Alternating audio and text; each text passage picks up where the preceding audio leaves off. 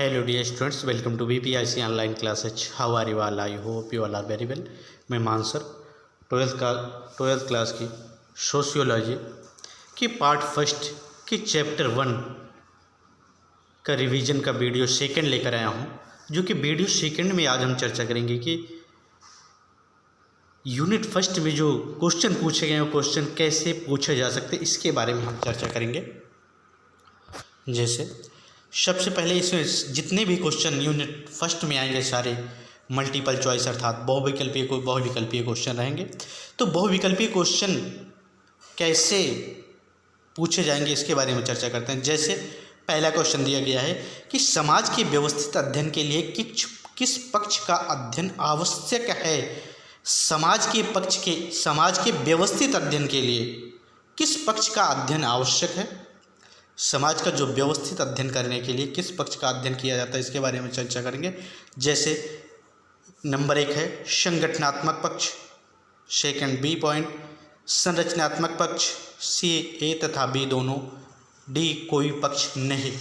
तो इसमें जो संगठनात्मक समाज से जो रिलेटेड पक्ष हैं, संगठनात्मक का मतलब एक संगठन, एक यूनियन बना करके हम उसे व्यवस्थित कर सकते हैं, अर्थात संरचनात्मक उस यूनियन का विस्तार करके समाज में को हम व्यवस्थित अध्ययन कर सकते हैं। तो ए तथा बी इसमें दोनों सही है। नेक्स्ट क्वेश्चन है भारतीय समाज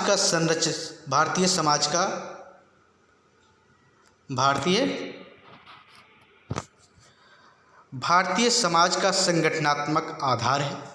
भारतीय समाज का जो संगठनात्मक एक संगठन का आधार है, आधार क्या है, इसके बारे में हम चर्चा करते हैं। जैसे नंबर 1 है वर्ण व्यवस्था, सेकंड जात व्यवस्था, और इसमें नंबर सी है आश्रम व्यवस्था।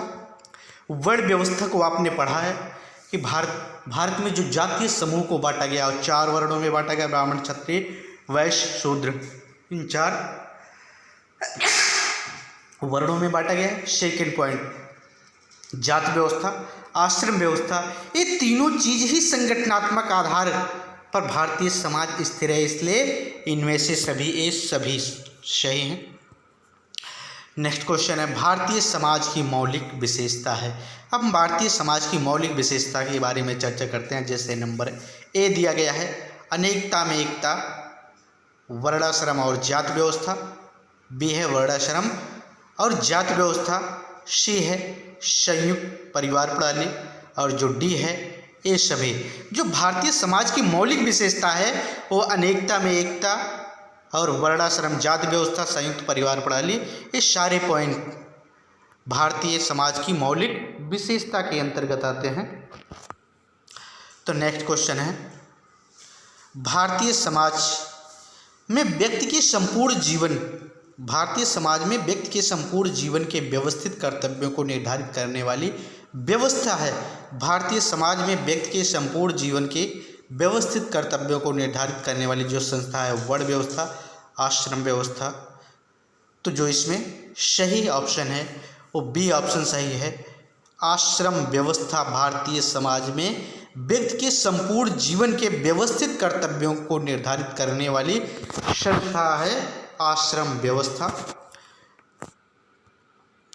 नेक्स्ट क्वेश्चन है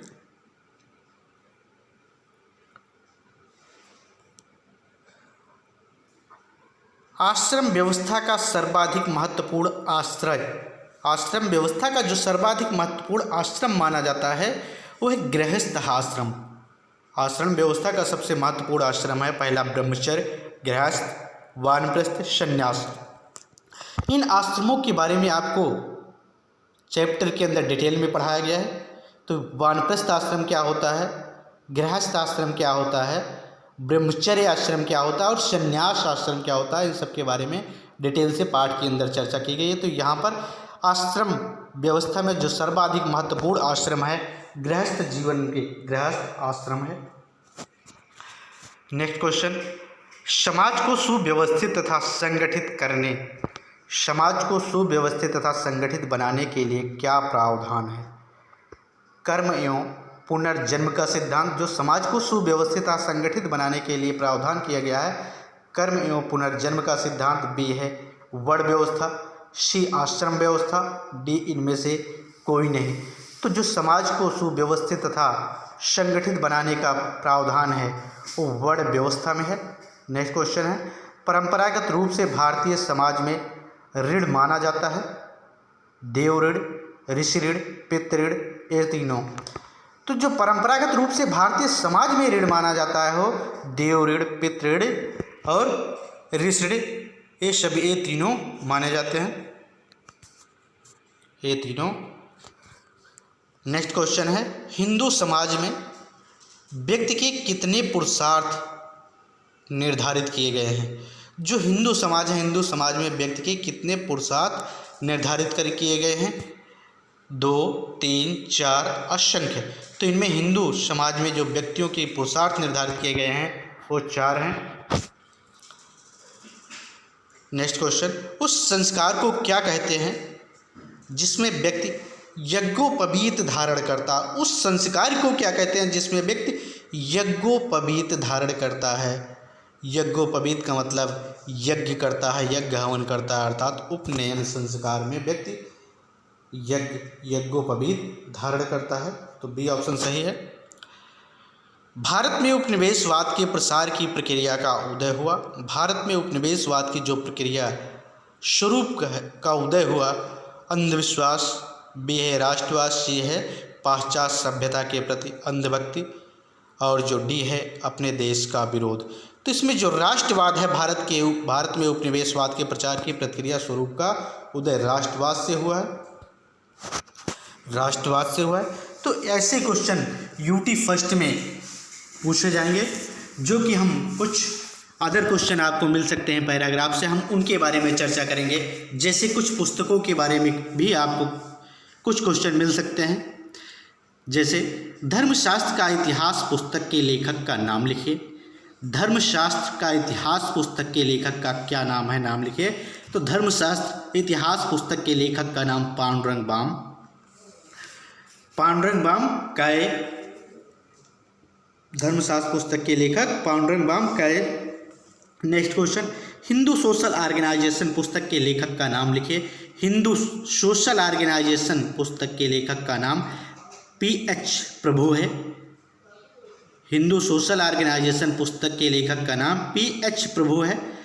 नेक्स्ट क्वेश्चन है, रामायण के रचयिता कौन है। महर्षि वाल्मीकि। रामायण के रचयिता महर्षि वाल्मीकि। नेक्स्ट क्वेश्चन, श्री रामचरितमानस के रचनाकार हैं Goswami Tulsidas, Goswami Tulsidas. Next question, kinship organization in India पुस्तक के लेखक का नाम लिखिए। किनशिप ऑर्गेनाइजेशन इन इंडिया पुस्तक के लेखक का नाम हरावती कर्वे, हरावती कर्वे हैं। नेक्स्ट क्वेश्चन, मनु की समाज व्यवस्था पुस्तक के लेखक का नाम है मनुस्मृति, पुस्तक का नाम मनुस्मृति और जो लेखक है वो मनु है। रिलीजन एंड सोसाइटी पुस्तक के लेखक का नाम सर्वपल्ली राधाकृष्णन की ये पुस्तक है, religion and society, Sarvepalli Radhakrishnan,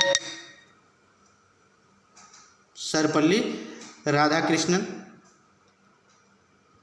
next question, Hindu जीवन का परम लक्ष्य है। हिंदू जीवन का परम लक्ष्य के बारे में चर्चा करते हैं। हिंदू जीवन का परम लक्ष्य भाव, विचार, वाणी और क्रिया के आधार, क्रिया के साथ एक रूप में होकर जीवन जीना ही परम लक्ष्य है। Thank you class, stay home and be safe.